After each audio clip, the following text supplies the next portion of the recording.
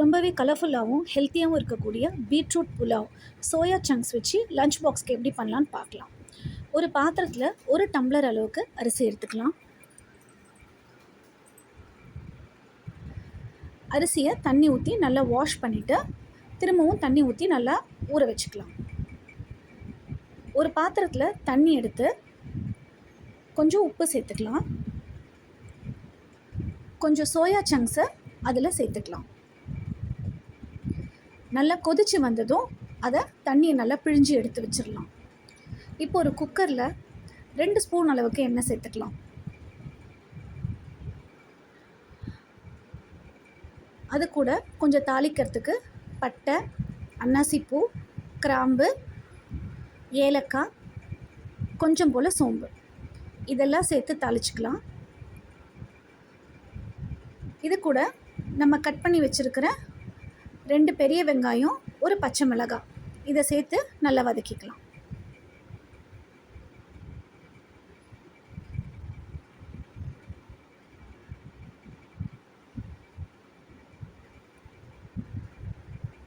வெங்காயம் கொஞ்சம் கலர் மாறுற வரைக்கும் நல்லா வதக்கி விடணும்.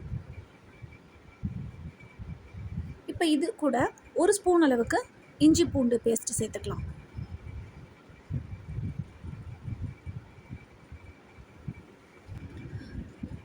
இஞ்சி பூண்டு பேஸ்ட்டுடைய ரா ஸ்மெல் போகிற வரைக்கும் நம்ம நல்லா வதக்கி விட்டுக்கலாம்.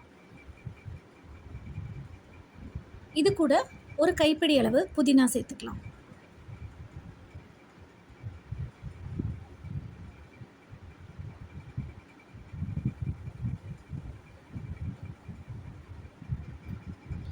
புதினா நல்லா வதங்கினதும் நம்ம துருவி வச்சுருக்கிற பீட்ரூட்டை இது கூட சேர்த்து நல்லா கிளறி விட்டுக்கலாம்.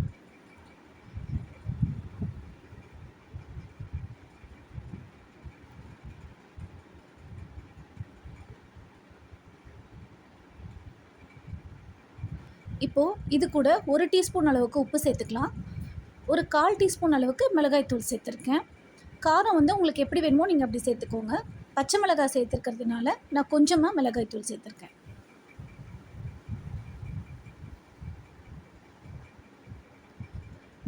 இந்த பீட்ரூட் புலாவ் 1 பாட் ரைஸ்னால லஞ்ச் பாக்ஸ்க்கு ரொம்ப ஈஸியாக இருக்கும் காலையில் டைமில் செஞ்சு கொடுக்க.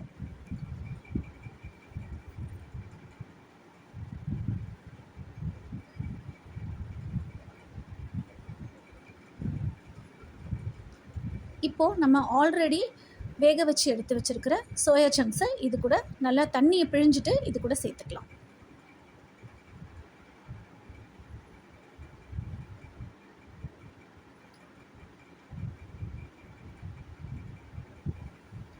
ஒரு டம்ளர் அரிசிக்கு 2 டம்ளர் தண்ணி சேர்த்துருக்கேன்.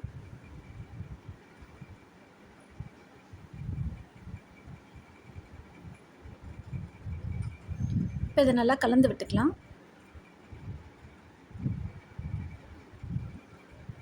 இப்போ ஊற வச்சிருக்க அரிசியை தண்ணியை நல்லா வடிச்சிட்டு குக்கரில் நம்ம சேர்த்துக்கலாம்.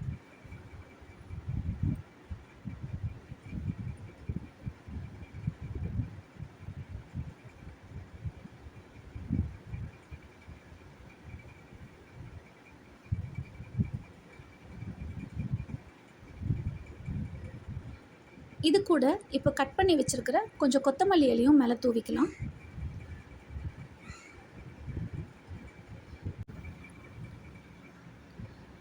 குக்கரை க்ளோஸ் பண்ணிவிட்டு 2 விசில் விட்டால் போதும்.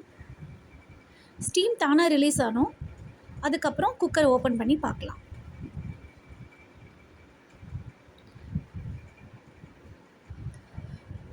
பீட்ரூட் புலாவ் இப்போ கரெக்டாக வெந்து வந்திருக்கு.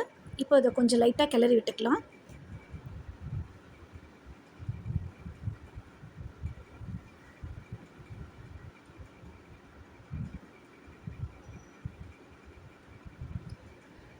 ரொம்பவே கலர்ஃபுல்லான ஹெல்த்தியான பீட்ரூட் புலாவ் ரெடி. நீங்களும் உங்கள் வீட்டில் ட்ரை பண்ணி பாருங்கள்.